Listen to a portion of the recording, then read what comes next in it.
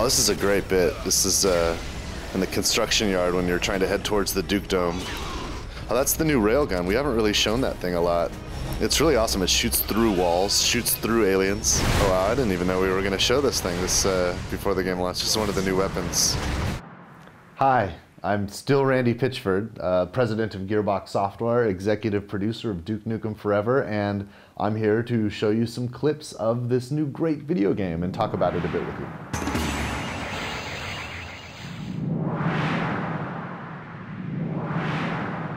There's some technology in Duke's universe that can actually shrink Duke down. There's this kind of experimental weapon he can discover called a shrink ray. And in fact, Duke can become very small if he's hit by the shrink ray. This creates some opportunities for some really interesting and fun gameplay using scale. There's one part early in the game where you use Duke's little remote control truck and you're full size and you're driving this truck. Later, you find yourself shrunk and you're unable to get yourself expanded back to full size again. You actually have to hop into a kid's toy car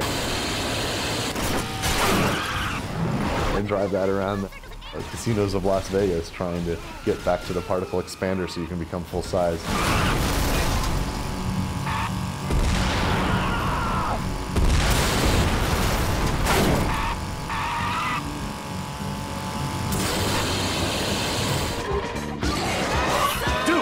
Thank God nobody stepped on you. Our particle expander will get you back to full size. Yeah, this should help.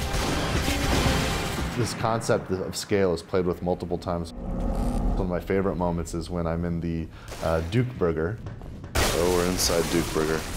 Which is a food franchise that Duke has used his own brand. Terrible, terrible food.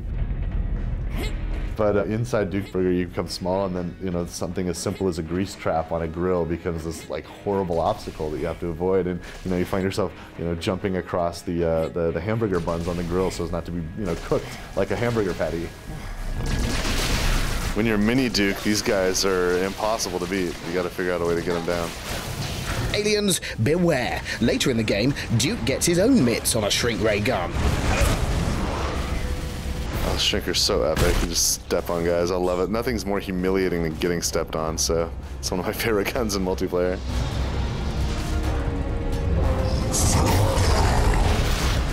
I love this guy. When you hit a shrunken down opponent, you do like 10 times the damage to them.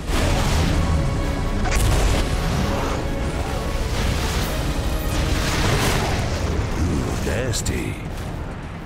Duke Nukem Forever definitely rewards skill in reaction time gameplay, but also has, because of the unique nature of the weapons, makes it relevant to use your smarts and be clever and outwit your opponent. For example, there's a simple weapon called a pipe bomb, where you can lay down these bombs and then detonate them remotely.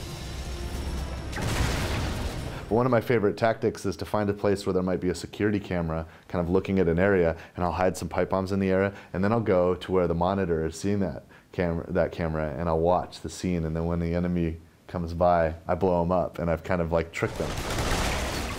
Now, of course, a smart enemy will now realize that that's a trap and might fire a rocket into that space to clear out those pipe bombs before entering them. And so if I think a layer deep, it's like, okay, that guy now has learned that tactic. He's going to stop at this point so he can fire a rocket. So instead and I'll lay some pipe bombs there to make him believe that's what I'm going to do, but instead of waiting for him to cross from the monitor room, I'm actually going to hang out in a place where I can see where he has to stop, and that's where I'm going to hit him with a shrink ray. So then I can run up and step on him. And these kind of cat and mouse kind of clever,